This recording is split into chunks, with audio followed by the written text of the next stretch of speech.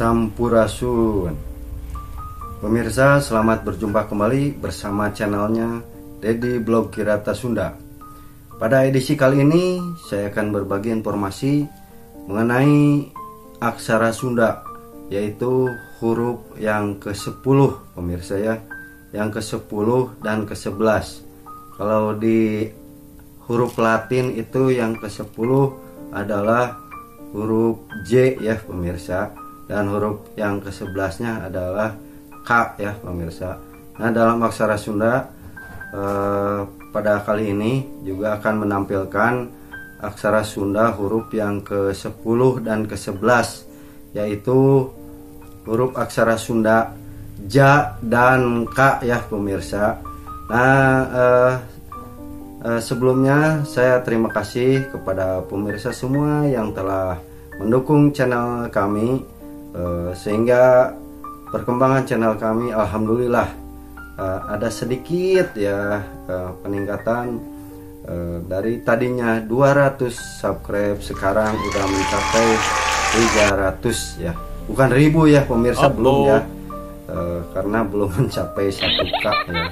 Mohon doanya saja dan dukungannya pemirsa, semoga channel ini yaitu tutorial aksara Sunda yang di dalamnya terdapat banyak cerita Sunda, legenda Sunda, misteri dan kisah sejarah Pasundaan ya pemirsa. Untuk itu simak tayangannya pemirsa mengenai huruf aksara Sunda yang ke-10 dan ke-11 ini, yaitu huruf Ja dan K ya pemirsa. Terima kasih, selamat menyaksikan. Pemirsa, coba perhatikan, ini adalah aksara Sunda yang ke-10 ya pemirsa, yaitu huruf Ja pemirsa. Begini bentuknya dari sini ya pemirsa. Nah ini seperti huruf Da, cuman ada tambahan di sini. Ini adalah aksara Sunda ke-10 Ja ya pemirsa. Kalau di huruf Latin itu seperti ini ya pemirsa, Ja ya, C ya. Kalau di aksara Sunda itu Ja ya, ada Ja gitu ya. Kalau ini J, kalau di Sunda Ja. Bentuk aksara Sundanya seperti ini. Contohnya misalnya begini pemirsa, ini ya. Nah, seperti ini adalah satu kata ya. Seperti ini pemirsa ya. Nah ya, ini Ja pemirsa ya. Ini aksara Sunda Ya pemirsa. Ini aksara Sunda Ba ya pemirsa. Ini aksara Sunda Ya ya. Jadi dibaca Jayabaya ya pemirsa. Ada yang tahu Jayabaya? Prabu Jayabaya itu seorang raja Kediri atau Daha zaman dahulu kala ya, yang terkenal dengan ramalannya ya pemirsa ya. Jadi ini adalah aksara Sunda huruf yang ke-10 Ja ya pemirsa. Kalau di Latin seperti ini J ya, dalam satu katanya seperti Jayabaya ya pemirsa. Kemudian aksara Sunda yang ke-11 pemirsa, Sunda ke-11 yaitu aksara Sunda K ya pemirsa ya.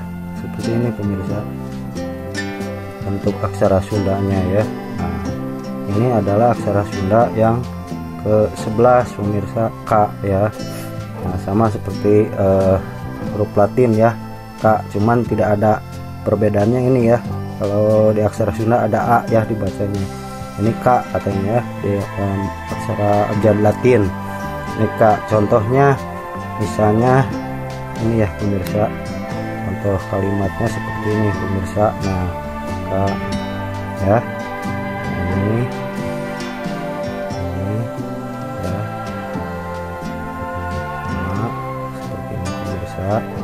nah ini ya, ini adalah K pemirsa. Ini adalah aksara Sunda Ma ya. Ini aksara Sunda Ja ya pemirsa. Ini aksara Sunda Ya ya. Jadi dibacanya Kamajaya ya, Kamajaya. Ada yang tahu Kamajaya pemirsa? Kamajaya itu seseorang yang bernama Sang Hyang ya. Sang Hyang Kamajaya ya, putranya Sang Hyang Ismaya. atau sebelum turun ke bumi ya, namanya Sang Hyang Ismaya. Atau turun ke bumi itu namanya Semar. Ini adalah putra Sang Hyang Ismaya ya.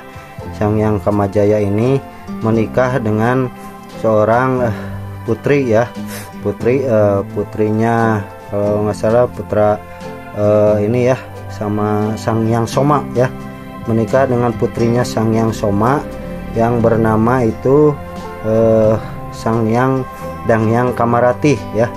Danghyang Kamarati itu adiknya Danghyang Sumbi ya, Danghyang Sumbi, yang kemungkinan Danghyang Sumbi itu atau ibunya Sang Kuryang itu adalah putrinya Sang Hyang Soma ya pemirsa ya, Sang Hyang Soma, karena Sang Hyang Danghyang Sumbi itu kakaknya Danghyang Kamarati yang ditikah oleh Sang Hyang Kamajaya, putranya Sang Hyang Ismaya ya.